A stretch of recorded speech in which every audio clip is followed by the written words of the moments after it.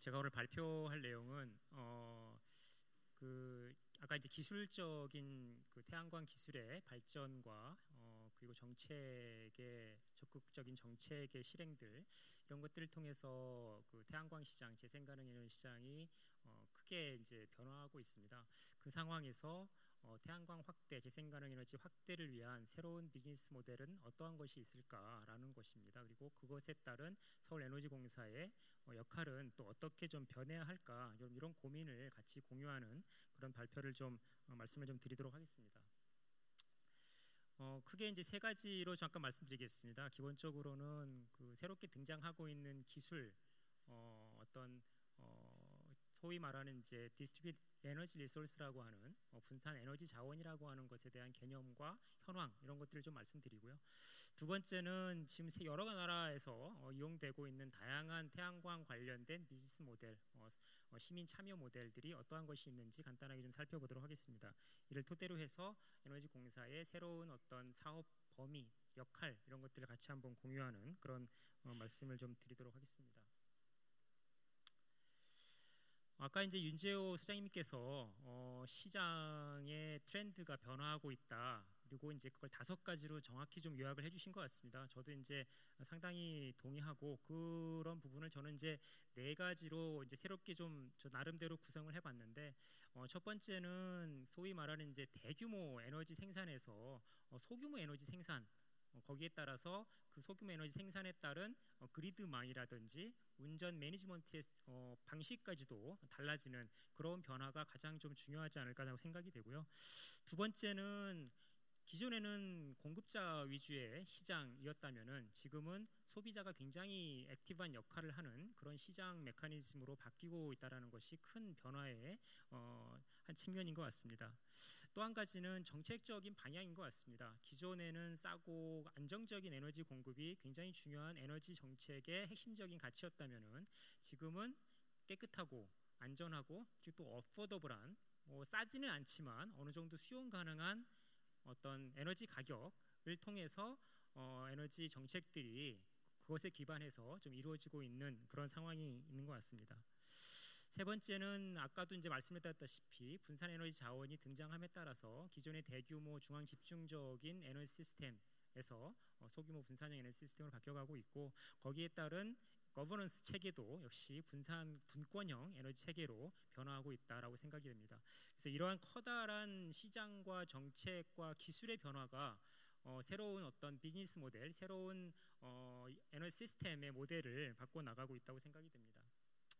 특히 그 중에 가장 중요한 것이 저는 이제 DER, Distributed Energy Resource라고 하는 새로운 개념인데요. 사실 이 개념은 Distributed Generation, Distributed Resource라고 하는 오래된 개념 중에서 다시 비슷한 내용인데 가장 핵심적인 내용은 기존에 가지고 있었던 DG나 DR이 기존의 그 중앙 집중적인 시스템의 보완적 역할, 그러니까 송배전망을 짓지 않아도 되는 회피할 수 있는 그런 이 편익을 준다라는 측면에서 굉장히 중요하게 각광을 받았지만 지금은 DER이라는 것이 이 시스템 전체의 구조적인 변화를 요구한다는 점에서 굉장히 큰 차별성이 있다고 생각이 됩니다.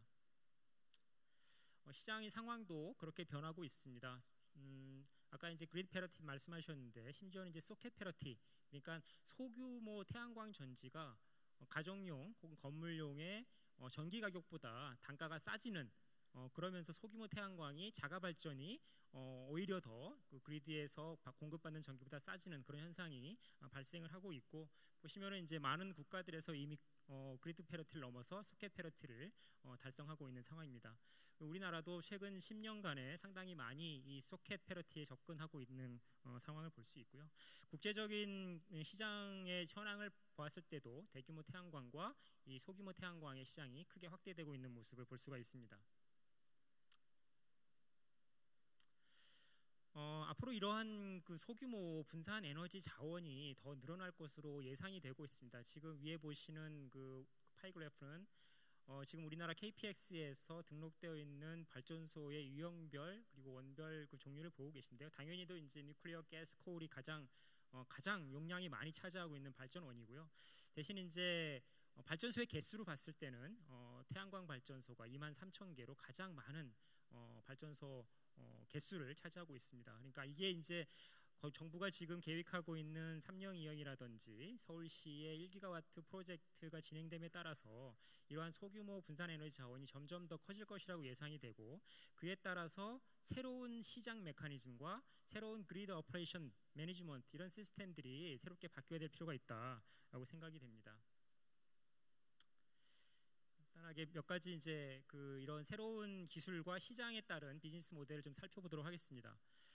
첫 번째는 이제 미국의 케이스인데요.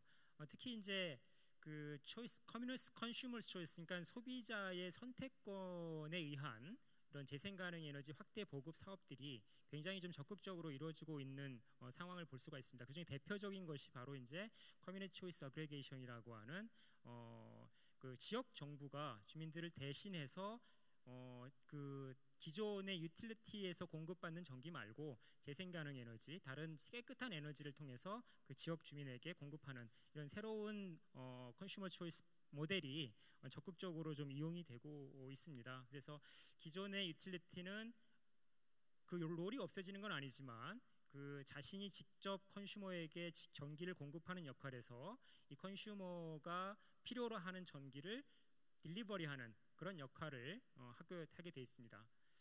보시면은 이게 단순히 그린 컨슈머리즘, 그러니까 뭐 녹색 그 소비자 의 필요성에 의해서 생기는 것이 아니라 상당히 많은 부분 이 경쟁력이 있는 대안 에너지를 제공하고 있는 것을 볼 수가 있습니다. 이제 캘리포니아 같은 경우는 이제 마틴 클린 에너지라고 하는 곳에서 이런 CCA를 처음 시작을 하고 있는데, 여기서 보시면은 자세히는 안 나와 있지만 50% 재생 가능 에너지를 공급했을 때의 단가가 101달러 per 메가와트 아워고요. 일반적인 지금 여기는 이제 PG&E, 아까 말씀하셨던 PG&E라고 하는 일반 민간 발전사가 공급하는 50% 재생 가능 에너지가 104불. 그러니까 한 경쟁력이 있는 거죠. 그래서 그 소비자가 경쟁력도 있고 깨끗한 에너지를 선택할 수 있는 폭을 선택할 수 있는 권리를 줌으로써 이런 DER이 시장이 더 확대되는 모습을 볼 수가 있습니다. 네, 이거는 뭐 그 지금 캘리포니아에서 진행되고 있는 확대되고 있는 CCA의 통계를 좀 보여주고 있는 것이고요. 지금 보시면은 가장 MC가 520메가와트로 가장 많이 되고 있고요. 이 초록색 로우에서도 보시다시피 2017년을 시작으로 해서 계속적으로 이런 커뮤니티 CCA 프로그램이 증가할 것으로 예상이 되고 있습니다. 다음은 그 가상 발전소라는 개념입니다. 저희도 이제 올해 이제 5월 28일 날 분산자원 중개시장이라고를 포함하는 전기사업법 개정안이 국회에서 통과되면서 이런 애그리게이션 모델이 이제 할 수 있는 법적 토대가 이제 마련이 되었습니다. VPP 모델은 뭐 정의를 하자면은 Single Virtual Generating Unit that can act as a conventional one and capable of being visible and manageable on an individual basis. 뭐 이렇게 정의되고 있는데, 하나의 여러 가지 분산 자원들을 모아서 하나의 발전소처럼 운영하는 그런 개념이 되겠습니다. 그래서 여기에는 제너레이션 리소스도 있을 것 같고요. 그다음에 스토리지 리소스, 그러니까 ESS 같은 스토리지도 포함되고, 그리고 로드 디맨드 사이드에서의 디맨드 리소스까지 포함돼서 하나의 가상 발전소를 구성한 다음에 이 가상 발전소가 데이 어헤드 시장이나 인트라데이, 그러니까 스팟 마켓이나 혹은 밸런싱 마켓, 그러니까 이제 우리나라로 치면 보조 시장 이런 데에다가 이런 이 VPP가 가지고 있는 편익들을 반영할 수 있는 시장에다가 팔 수 있도록 하는 메커니즘입니다. 그래서 이것들이 이제 우리도 그러니까 이제 분산형 자원을 가지고 있는 소위 이제 프로슈머가 개별적으로 시장에 참가하는 것이 어려울 때 어느 정도 이제 트랜잭션 코스트라는 여러 가지 제한이 있을 때 가상의 발전소를 만들어서 보다 손쉽고 경제적으로 이 시장에 참여할 수 있는 방식을 제공한다고 볼 수가 있을 것 같습니다. 이거는 이제 VPP의 몇 가지 예이고요. 이제 오스트레일리아나 UK 같은 경우 주로 이제 배터리를 이용해서 이 시장에 참여하는 모습을 보여주고 있습니다. 넘어가도록 하고요. 그 전력 시장에서의 가장 또 핵심적인 변화라고 한다면은 아까도 말씀드렸지만 DER이 증가하면서 이 DER을 관리할 수 있는 디스트리뷰션 매니지먼트가 굉장히 중요하다고 많이 논의되고 있습니다. 저희가 지금 1980년대 이전 소위 말하는 그 규제 체제 하에서의 체제는 이 수직적으로 통합된 유틸리티가 그 발전과 송전, 배전, 판매까지를 담당하는 그런 구조였습니다. 여기에서는 내추럴 모노폴리, 자연 독점, 규모의 경제 이런 것들이 가장 중요한 키워드였고 효율성 그리고 퍼블릭 or 그 민간 발전업자가 담당하도록 돼 있는 그런 시스템이었습니다. 그리고 자기 판매를 하고 전기를 판매하고 거기에 해당하는 비용을 회수하고 그리고 일정 정도의 그 이윤 레이트 오브 리턴을 확보하는 방식으로 즉 서비스 코스트 오브 서비스 레귤레이션을 통해서 이 경제적인 시스템이 돌아갈 수 있는 그런 메커니즘입니다. 그러다가 이제 1980년대 이후에 이런 제너레이션 부분이 하고 트랜스미션 그리고 리테일 부분이 언번들되면서 새로운 판매 시장이나 제너레이션 경쟁 시장이 도입되기 시작합니다. 여기에서는 경쟁이라든지 이런 것들이 굉장히 중요한 키워드이었고요. 이를 통해서 트랜스미션 시스템 오퍼레이터, 그러니까 배전, 송전 관리자라든지 ISO, 이 인디펜던트 시스템 오퍼레이터 같은 관리자들이 새롭게 생겨나기 시작합니다. 그리고 최근에는 안 되는데요. 최근에는 이런 그 혁신적인 모델들이 이 배전단에서 생겨나기 시작합니다. 아까도 말씀드렸다시피 여러 가지 태양광이라든지 퓨얼셀, ESS 등이 등장하면서 이 배전망 안에서 이 배전망을 새롭게 관리하고 인테그레이션 할 수 있는 조직이 필요하게 생긴 거죠. 바로 그게 이제 디스트리뷰션 시스템 오퍼레이터라고 하는 것이고 여기서의 유틸리티나 디스트리뷰션 DSO의 역할은 DER에 대한 플랫폼을 제공하는 기능들을 주되게 맡게 되고 있습니다. 그래서 이런 시장적인 변화의 흐름들이 있다는 것을 일단 말씀드리고요. 그 안에서 지금은 유틸리티의 역할들도 굉장히 바뀌어지고 있습니다. 아까 이제 CCA를 말씀드렸는데 유틸리티의 입장에서 본다면은 기존에 본인들이 생산해서 판매하는 것이 굉장히 이윤인데 단순히 그 다른 재생가능 업자가 생산한 전기를 소비자에게 딜리버리 해주면은 유틸리티의 입지는 굉장히 줄어들고 그 기 투자한 트랜스미션이나 그 디스트리뷰션에 투자한 돈들을 회수하지 못하는 그런 상황이 벌어질 수도 있는 겁니다. 그러니까 소위 말하는 이게 이제 유틸리티의 죽음의 곡선 뭐 이렇게 표현을 하고 있습니다. 근데 그렇게 않게 되기 위해서는 유틸리티가 변해야 할 필요성이 있습니다. 그래서 몇몇 주요 유틸리티 같은 경우는 이러한 새로운 시장과 정책에 따라서 기본적인 비즈니스 스트래티지를 바꾸어 나가고 있습니다. 그치? 대표적인 것이 독일의 이온 그리고 이탈리아의 엔럴이라고 하는 국제적인 유틸리티 회사들입니다. 그래서 이미 이제 에온 같은 경우는 화석연료 자산을 다 스핀오프 해가지고 자회사로 만들어서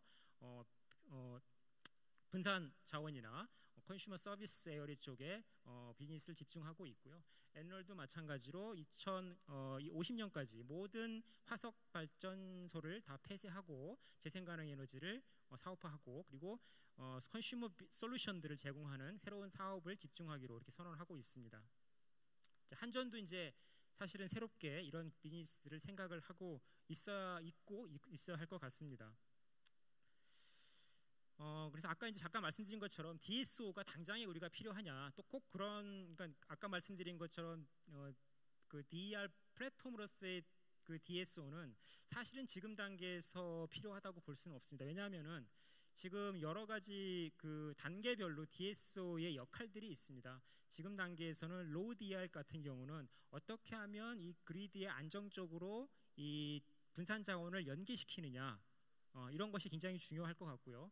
두 번째 조금 더 많이 DR이 들어왔을 때는 이것을 플랫폼화하고 비즈니스화하는 것에 어떻게 인센티브를 줄 것이냐 이런 것에 보다 정점을 둘 수 있을 것 같고요.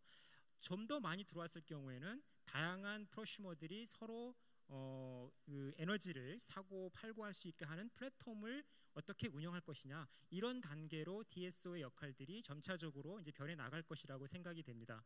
그래서 앞으로 우리도 말씀드린 것처럼 분산 단위에서의 새로운 기술들이 되고 들어오고 그 기술들을 관리하고 또 더 들어올 수 하기 위해서는 DSO의 역할이 차근차근 준비되어야 될 필요가 있다. 좀 이렇게 생각이 됩니다. 그래서 이거는 이제 간단하게 몇 가지 이제 DSO의 역할을 좀 정리한 건데요. 첫 번째는 플래닝입니다. 얼마만큼 앞으로 DER이 들어올 것이냐 미리 플래닝을 해서 거기에 맞는 변전소도 만들고 그 역류라든지 전압이라든지 프리퀀시에 대한 조절을 어떻게 할 것이냐라는 대책을 세울 수 있을 것 같고요. 마찬가지로 시스템 매니지먼트도 바로 그런 차원에서 이 플래닝을 기초로 해서 플래닝 시스템이 시스템 매니지먼트가 이루어질 것입니다. 그리고 최종적으로는 중립적인 마켓 퍼실리테이션 역할을 어떻게 할 것이냐 이것이 이제 DSO의 크게 이제 세 가지 역할이라고 볼 수 있고 나머지 더 중요한 것은 이것이 어떻게 이제 트랜스미션과 연계돼서 운영할 것이냐 또 굉장히 좀 중요한 앞으로의 좀 논의 과제라고 생각이 됩니다. 그래서 몇 가지 이제 DSO의 예가 있는데 대표적으로는 이제 영국의 리오라고 하는 제도입니다. Living Set with Incentives for Delivering Innovation and Output이라고 하는데요. 간단하게 말하자면은 네트워크 오퍼레이터들에게 인센티브를 주는데 그 인센티브가 뭐냐면 어떻게 하면은 재생 가능 에너지를 많이 그리드에 인테그레이트 했느냐, 어떻게 하면은 분산형 자원들을 보다 효과적으로 그리드에 연계시켰느냐 이런 것에 따라서 이 그리드 오퍼레이터에게 인센티브를 주는 겁니다. 그런 레인 메이킹 프로세스를 지금 하고 있는 상황이고요.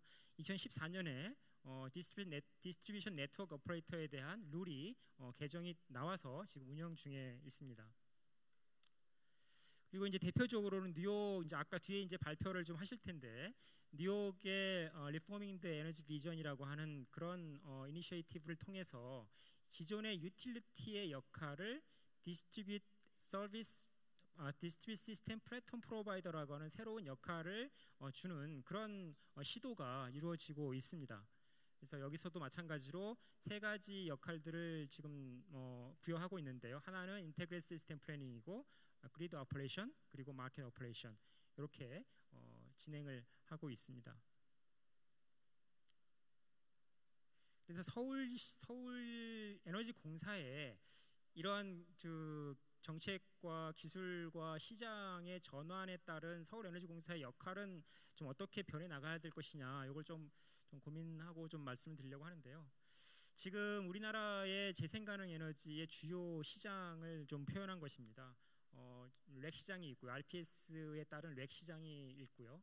그다음에 넷미터링이 있고 그다음에 아까 말씀드린 그 중개시장, 분산자원 중개시장이 이제 개설될 예정입니다. 그런데 아직까지는 그 판매 시장의 독점 판매권을 가지고 있는 그 한전으로부터 재생 가능 에너지를 살 수 있는 그런 컨슈머 초이스 혹은 한전이 아니더라도 다른 유틸리티를 통해서 다른 개발 사업자를 통해서 재생 가능 에너지를 전기를 살 수 있는 그런 소비자 선택권 이런 것들은 아직 주어지고 있지 않은 상태라고 볼 수가 있습니다. 그래서 앞으로 지금 서울에너지공사는 굉장히 사실은 좀 열심히 하고 있습니다. 지금 태양광 1기가를 하기 위해서 많은 미니 태양광 보급 사업과 그리고 대규모 공적 자본이 투여될 수 있는 대규모 이제 태양광 사업들을 진행을 하고 있는데 앞으로는 그런 재생 가능 에너지 디벨로퍼의 역할을 넘어서서 이런 플랫폼의 역할들, DER을 효과적으로 시장에 인테그레이트 할 수 있는 플랫폼의 역할들을 어떻게 해나갈 수 있을 것이냐 이것이 좀 중요한 좀 향후에 좀 고려가 돼야 될 부분이 아닌가라고 생각이 되고요. 그래서 VPP의 플랫폼의 역할을 할 수 있지 않을까라고 생각이 되고 그다음에 이제 RE100이라고 주요 이제 글로벌 IT 업체 같은 경우에 우리들은 재생가능 에너지 100%를 사용하겠다라고 선언한 기업들이 굉장히 많습니다. 그런 기업들이 활용하고 있는 주요 방법 중 하나가 이제 Virtual Power Purchase Agreement인데 장기 계약을 하는 거죠. 그러니까 재생가능 에너지 디벨로퍼와 장기 계약을 통해서 그 전기를 직접적으로 사도록 할 수 있는 방법인데 우리나라는 아직 그런 리테일 시장이 열려져 있지 않기 때문에 그런 사업을 할 수 있는 여건이 조금 부재합니다. 그럼에도 불구하고 앞으로는 이러한 그린 컨슈머, 그린 코퍼레이션에게 이런 녹색 전기를 제공할 수 있는 역할들을 우리 서울 에너지 코퍼레이션이나 다른 여러 가지 리테일러들이 할 수 있다면은 굉장히 시장 확대와 새로운 신사업을 만들어 나가는데 좀 중요한 좀 점이 아닐까라고 생각이 됩니다.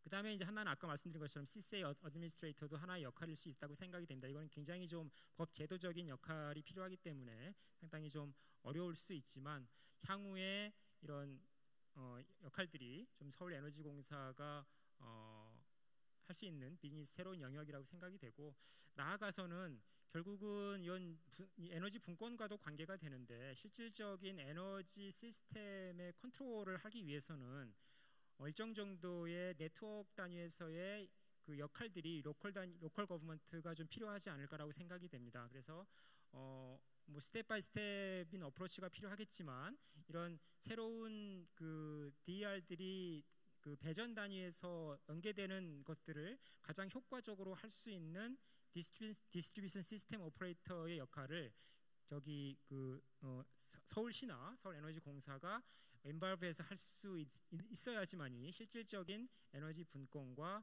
에너지 정책들을 좀 제대로 로컬 단위에서 실행할 수 있지 않을까, 이런 좀 생각을 할 수 있을 것 같습니다. 네, 이상 마치겠습니다. 감사합니다.